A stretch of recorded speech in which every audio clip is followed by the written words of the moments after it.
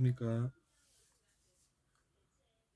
이번 시간에는 우리가 역사에 대해서 이야기해 보겠습니다. 우리가 이제 근현대사를 보면 일제강점기가 있죠. 일제강점기에는 뭐 몇 년도에 이런 일이 있었고 하는 그런 것들을 배웁니다. 그런 걸 배우는데 이제 저는 어느 날 TV 프로그램에선가 그 다큐멘터리겠죠. 다큐멘터리로 이제, 외국의 한 역사 교육 어, 혹은 역사 강의 현장을 접해봤습니다. 그랬더니 거기서는 그렇게 단순 암기식으로 나열해서 사건들을 설명하지 않고 그한 주제에 대해서 이제 선생님이 더 나은 생각을 가지고 계시니까 학생들이 생각하는 법을 배운다는 것을 느꼈습니다. 그러니까 우리가 이제 몇 년도에 무슨 일이 일어났다면 왠지 화가 나지 않습니까? 화가 나는데 화가 나는 것이 자기 자신에게 엄밀히 말하면 해가 됩니다. 그럼 어떻게 해야 되느냐 하면 사람들이 학생 때부터 어떤 습관을 배웁니까? 몇 년도에 무슨 일이 일어났다면 화가 나죠. 화가 치밀고 어, 이성을 잃는다든지 이런 것들을 어, 자기 자신도 모르게 내면화하게 됩니다. 그럴 수 있다는 것이죠.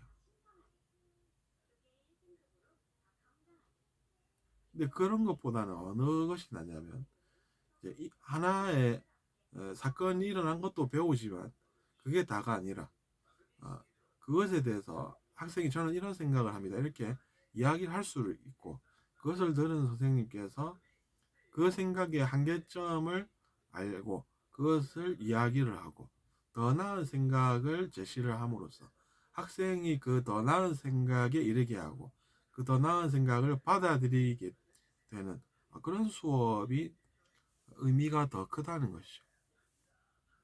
그런 수업에서 더 많은 것을 배운다는 이야기입니다. 몇 년도에 무슨 일이 일어났다는 것은 우리가 찾아보면 다 나오는 것이지 않습니까?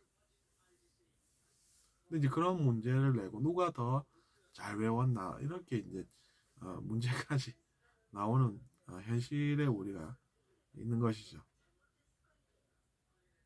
그러니까 외국은 대학 강의를 들어봐도 이제 학생들과 이제 그런 어, 차분하게 흥분하지 않고 음, 각자의 생각을 이야기해 볼 수 있고 어,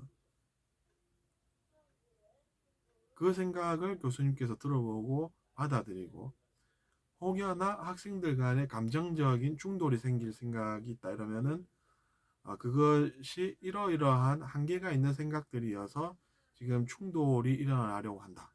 이렇게 강의를 한다는 이야기죠. 그러면 어떻게 됩니까? 사람들이 충돌하지 않는 법을 배우게 되겠죠. 우리의 어떤 우리의 생각이 어떤 한계가 있어서 충돌을 불러오나 이런 것을 배우게 된다는 이야기입니다. 그러면 그런 것이 이제 가치가 더 크다는 이야기죠.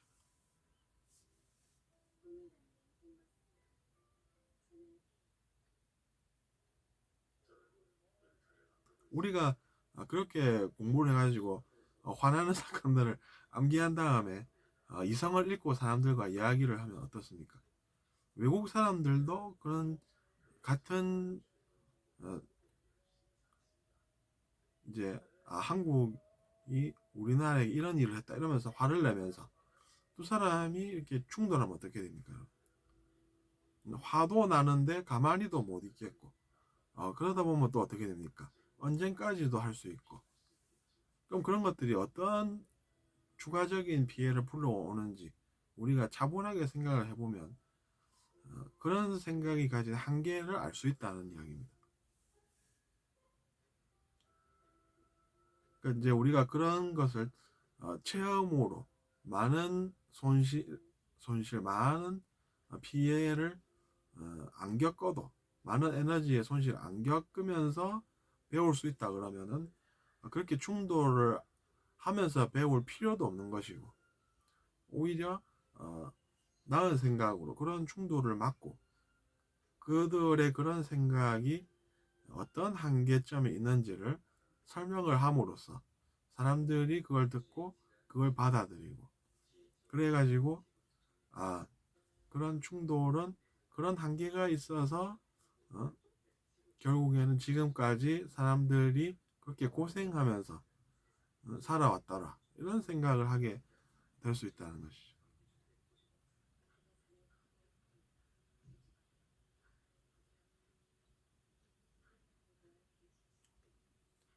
우리나라 사람도 화나고 외국 사람도 화나는데 그러면은 누가 옳고 누가 그릅니까? 그런 생각을 한 사람들이 화가 났다는 것은 또 무슨 의미입니까? 그들의 생각의 한계가 그들이 결국에는 그렇게 이제 화가 나게 만들었다는 것입니다. 그러면 그 사람들이 피해자지 가해자입니까, 여러분? 근데 이제 그걸로 또 충돌을 한다고 쳐봅시다. 그건 또 무슨 2차 피해입니까?